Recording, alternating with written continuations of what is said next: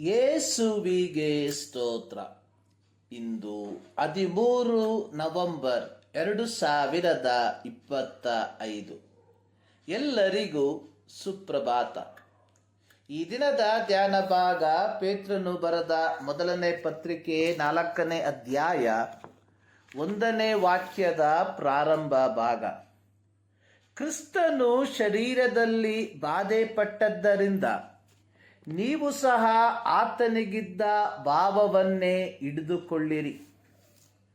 ಸಮೃದ್ಧಿ ದೈವಶಾಸ್ತ್ರ ಅಥವಾ prosperity theology ಕಲಿಸುವಂಥದ್ದು ಬಡತನ ಮತ್ತು ಅನಾರೋಗ್ಯವು ಶಾಪಗಳಾಗಿದೆ.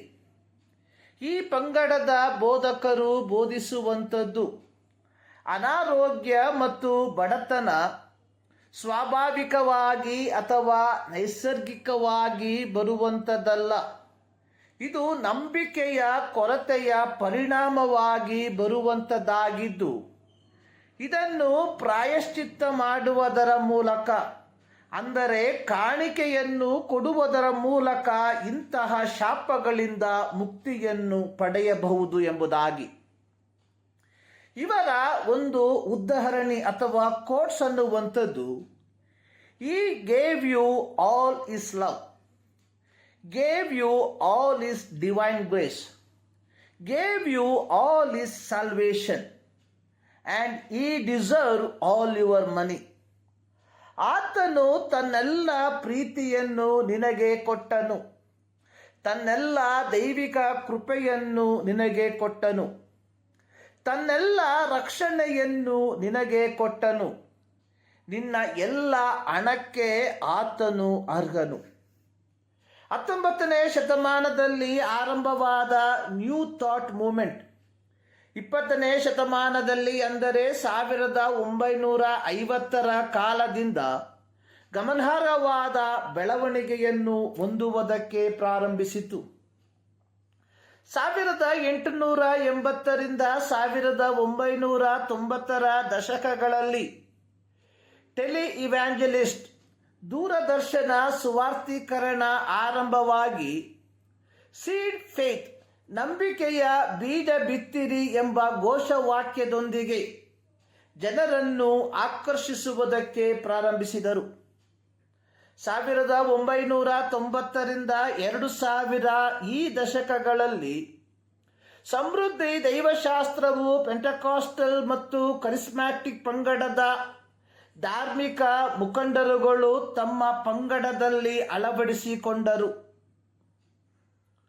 2000 ಇಸವಿಯಿಂದೀಚೆಗೆ ಸ್ವಾಯತ್ತತೆಯ ಸಭೆ ಅಥವಾ ಸ್ವತಂತ್ರ ಸಭೆಯ ಬೋಧಕರು ತಮ್ಮದೇ ನಾಯಕತ್ವದಲ್ಲಿ, ತಮ್ಮದೇ ನಿರ್ವಹಣೆಯ ಅಡಿಯಲ್ಲಿ ಸಮೃದ್ಧಿಯ ಬೋಧನೆಯನ್ನು ತಮ್ಮ ಸಭೆಗಳಲ್ಲಿ ಮಾತ್ರವಲ್ಲದೆ ಬಿಡುಗಡೆಯ ಹೆಸರಿನಲ್ಲಿ ಕೂಟಗಳನ್ನು ಏರ್ಪಡಿಸಿ ಕೆಲವು ಮೇಲ್ನೇನ್ ಸಭೆಗಳಿಗೂ ಈ ದುರ್ಬೋಧನೆಯನ್ನು ಕೊಂಡೊಯ್ಯುವಂಥವರಾದರು.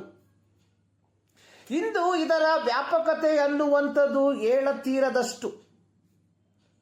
ಪೇತ್ರನು ಪೀಡನೆಗಳ ಫಲವಾಗಿ ಚದರಿ ಹೋಗಿರುವ ದೇವಜನರಿಗೆ ತನ್ನ ಪತ್ರಿಕೆಯ ಬರವಣಿಗೆಯ ಮೂಲಕ ಪ್ರಬೋಧಿಸುತ್ತಿರುವಂಥದ್ದು, ಕ್ರಿಸ್ತನು ಶರೀರದಲ್ಲಿ ಬಾಧೆಪಟ್ಟದ್ದರಿಂದ ನೀವು ಸಹ ಆತನಿಗಿದ್ದ ಭಾವವನ್ನು ಹಿಡಿದುಕೊಳ್ಳಿರಿ.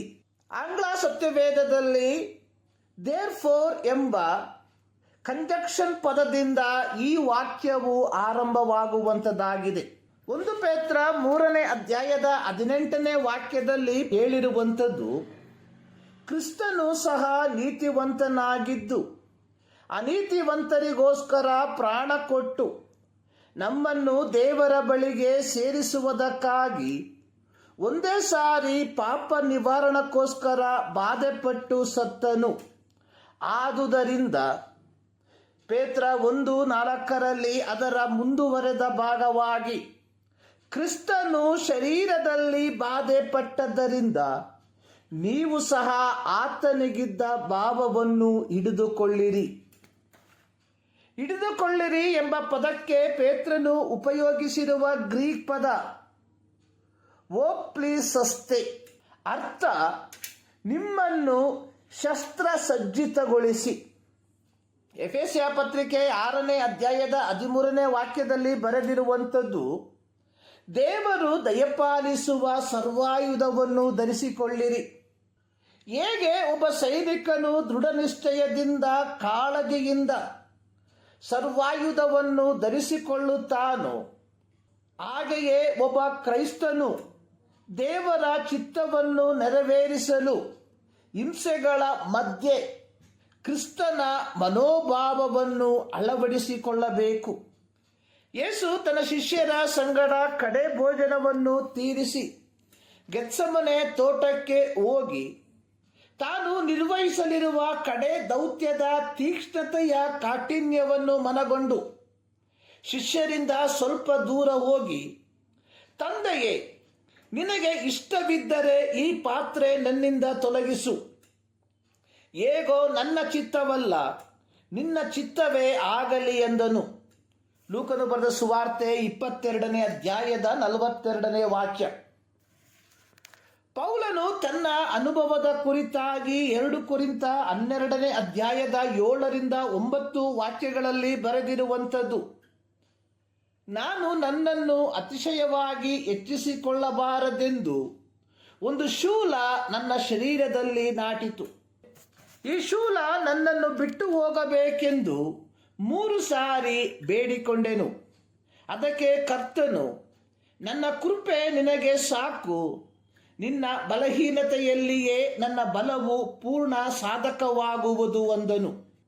ಪ್ರಿಯರೇ, ಸಮೃದ್ಧಿ ಸುವಾರ್ತಕರೆಂದು ಕರೆಯಲ್ಪಡುತ್ತಿರುವ ದುರ್ಬೋಧಕರ ಕುಯುಕ್ತಿಯ ಮಾತಿನ ಮೋಡಿಗೆ ಮರುಳಾಗಿ ನಿಮ್ಮಲ್ಲಿರುವಂಥದ್ದನ್ನು ಕಳಕೊಳ್ಳದೆ ಆದಿಮ ಅಪೊಸ್ತಲರ ಮೂಲಕ ತಿಳಿಸಲ್ಪಟ್ಟ ಉಪದೇಶಕ್ಕೆ ಅನುಸಾರವಾಗಿ ನಿಮ್ಮ ಕ್ರೈಸ್ತತ್ವವನ್ನು ಕಟ್ಟುವಂಥವರಾಗಿರ್ರಿ.